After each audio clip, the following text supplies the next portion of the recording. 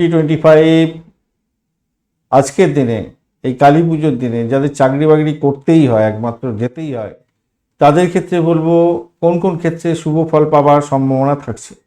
আজকের দিনে designing, fashion সংক্রান্ত ক্ষেত্র, আর্কিটেকচার, কালচারের কাজকর্ম করেন, ফটোগ্রাফি, গ্রাফিক ডিজাইনিং, ক্রাফটের কাজকর্ম করেন, ভালো হতে যাচ্ছে। জুয়েলারি মেকার যারা আছেন, ইন্টেরিয়র ডেকোরেশন, ডিজাইনার, ফ্যাশন সংক্রান্ত ক্ষেত্রে অত্যন্ত শুভ ফল পাবেন। মেডিকেল প্রফেশনের সঙ্গে যারা যুক্ত আছেন, আয়ুর্বেদিক রিসার্চ করছেন, ফিজিওথেরাপিস্ট, ভালো ফল পেতে যাচ্ছেন। শিক্ষক, প্রফেসর এবং কোচিং সেন্টার চালাচ্ছেন, ভালো ফল পাবেন। অ্যাডভোকেট, জুডিশিয়ালি অফিসার যারা আছেন, তাদের ক্ষেত্রে ভালো হওয়ার সম্ভাবনা থাকছে।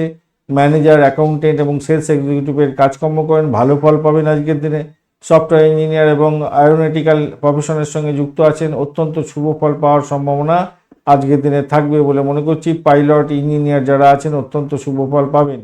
বিকালবেলা 3:44 পর যদি চাকরির ক্ষেত্রে ইন্টারভিউ আছে তো এড়িয়ে চললে ভালো হবে, তার আগে হলে ভালো হবে। রাত্রিবেলা 2:35 পরে চাকরিতে পরিবর্তন এবং বড় সিদ্ধান্তের ক্ষেত্রে অস্থিরতা আসতে পারে, সতর্কতার দরকার আছে। বিকালবেলা 3:44 পর্যন্ত সমস্যার সমাধান এবং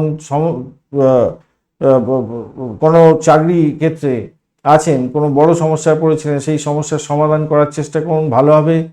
এরপরে কিন্তু আরেকটু স্থিরতা আসবে অবশ্য, কিন্তু আগে থেকেই করার চেষ্টা করুন সমস্যা থেকে বেরোবার জন্য, মাথায় রেখে চলবেন। আর বিকালবেলা 3:44 পর্যন্ত হস্তা নক্ষত্র এবং চতুর্দশী তিথি যেহেতু থাকছে, চাকরিতে আবেদন, ইন্টারভিউ, প্রমোশনের ক্ষেত্রে উপযুক্ত সময়, ভালো। রাত্রি 8:17 পরে সৃজনশীল কাজের ক্ষেত্রে ভালো হবে, নেটওয়ার্কিংয়ের ক্ষেত্রে ভালো হবে বলে মনে করছি।